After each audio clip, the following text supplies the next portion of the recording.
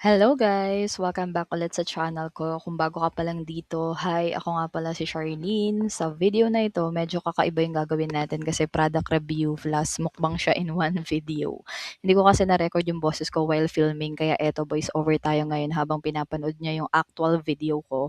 So kung naghahanap ka ng honest lipstick review na talagang tinetest sa totoong buhay, lalo na kung transfer proof ba siya habang kumakain, this video is for you. Yung lipstick na gagamitin ko ngayon is itong O2O Matte Lipstick. Matagal ko na siya nakikita online sa Shopee, sa TikTok, sa Facebook. Kaya na-curious talaga kung okay ba talaga siya. Marami kasing lipstick na sinasabing matte at transfer proof pero pag kumain ka na, alam nyo na. So sabi ko, bakit hindi natin i-test ng real food, hindi lang water test. Unahin muna natin yung itsura niya. Simple lang yung packaging, hindi siya super bongga, pero okay na pang everyday use. Ang claim niya, matte finish, long lasting, transfer resistant. So ngayon habang ina-apply ko siya sa lips ko, tingnan natin kung tugma ba yung claim sa actual performance niya. So ayan, habang ina-apply ko siya ngayon, napapansin niyo na madulas siya i-glide sa lips. Hindi siya yung matte na agad-agad natutuyo, kaya may time ka pang ayusin yung shape ng lips mo. Pantay yung kulay niya, tingnan niyo naman, walang biglaang makapal sa isang part. Yung feeling niya sa lips parang manipis lang, hindi mabigat, hindi makapal. Yung shade na pinili ko is pang everyday lang, hindi siya super bright, hindi rin super dark. Bagay siya kahit walang full makeup, kahit kilay at lipstick lang okay na. Hindi rin ako nakaramdam ng hapde or sting, so sensitive lips approve siya for me. After ilang seconds, mapapansin niyo na nagsiset na siya sa lips. Kasi pinatuyo ko siya ng at least 3 minutes. 1:50 p.m. ko pala to ni-record, then 1:54 ako mag-gis. 1:50 hanggang 1:54 ko siya pinatayo sa lips ko. So, hindi siya sticky, hindi rin siya parang chalky. Comfortable pa rin siya kahit matte na yung finish niya. So, ngayon, magre-ready na tayo sa totoong challenge niya. Meron tayo siyang rice and vegetable na sinabawan. Galing yan sa ating nanay sa kabila. Pinadala niya yan sa akin. Pinadala. So, dinala niya yan dito. So, yan. Habang nagwe-wait-wait pa tayo ng ating lipstick eme dito. Ayun, pagpapatuloy na ating lipstick. So, yan. Tignan nyo naman. Hindi siya masyadong dark. Hindi rin siya masyadong light. Sa M17 to. Ayan, tignan nyo naman. Hindi siya kumapit sa kamay ko yung lipstick. So, parang 2 minutes na yan. 2 to 3 minutes na siguro yan sa aking lips. Ayan. Tingnan nyo naman. So, napakadaldal ng babaeng ito. Ayan ha. Ayan, tingnan nyo naman, mamaya-maya mag-start na tayong kumain ng totoong pagkain. Kasi dyan sa part na yan, hihintay pa ako ng minutes. So mag 4 minutes na siya. And then titingnan na natin yung totoong challenge. Kakain tayo ng sinabawang gulay and yung ating kanin. Ayan, tinuro ulit natin ang ating O2O lipstick M17 na.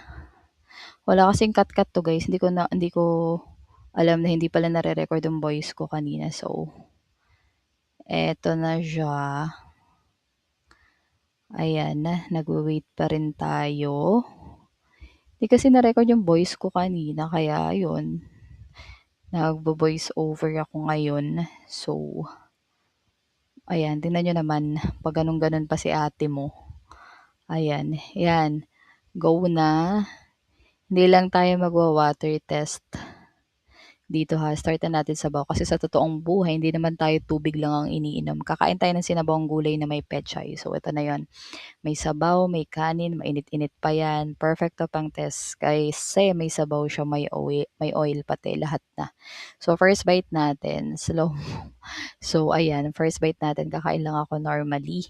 Hindi ko pipigilan yung lips ko. May higop ng sabaw yan. Yan, kumuha na tayo ng kanin kanina, kuha ulit ng gulay. Kung mapapansin nyo, hindi agad nawawala yung lipstick sa outer lips natin. So, sandali, titingnan natin yung spoon. Ayan. Yan. So far, konti lang yung transfer niya. And as in, wala talaga siyang transfer mga sisi. Tingnan nyo siya. Ayan, nasa susunod na video natin. Ayan, first bite. Di ba nauna yung voice over ko kaysa sa review? Ayan. Actually, wala talaga siyang transfer na humawa sa spoon. So, siya. Oh, yan. First bite ni Akla. Ayan, tingnan nyo naman. Ayan. Tapos, tuloy lang tayo sa pagkain. Ganito naman talaga kumain sa bahay, di ba? Relax lang. Walang arte. At habang kumakain ako, ramdam ko pa rin na hindi dry yung lips ko. Hindi siya bibitak-bitak. Hindi rin siya uncomfortable kahit matagal na. O tingnan nyo naman, humigo pa tayo ng sabaw. So, tapos na akong, ayan, habang humihigop tayo ng sabaw, ito na yung kumain. Ito na yung pinaka-final test natin, guys. Yan, yung paligid ng lips ko may kulay pa rin. So, konting rital lang siya. Presentable na siya ulit. Tingnan naman guys. Tuloy lang tayo sa pagkain ng ating sinabawang gulay na may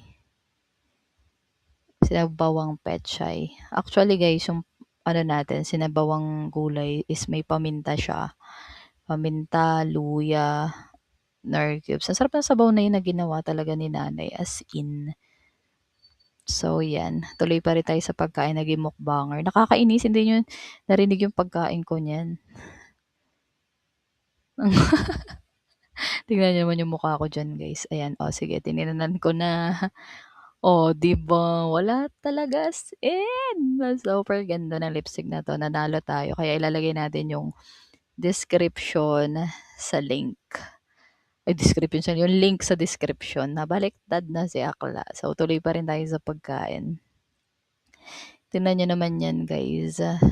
Super duper ganda ng atake niya. Pag nasa bahay kayo, pwedeng pang lipstick yan kasi hindi naman siya sobrang pula at hindi rin siya sobrang hindi siya sobrang pink. Ayan, tingnan niyo yan. Hindi siya nawawala basta-basta yung kulay. So, kain lang ng kain, sis. Kaya mo yan, sis. Nakakainis talaga hindi na-record yung video. Hindi na-record yung boses ko dyan. Pag open ko kasi habang nagfi-film ako, nakita ko, walang boses Akala. So, yan, ibina-voice over ko siya ngayon. So, yan. Natapon pa yung pechay, sis. Ayan, tingnan niyo naman yan. Na over ganda ng atake ng lipstick na may tumalsik pa.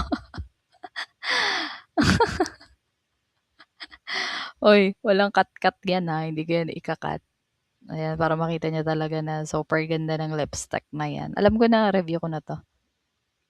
Ayun o, tingnan mo. Pag ganun-ganun pa. Si Akla. So, ayan.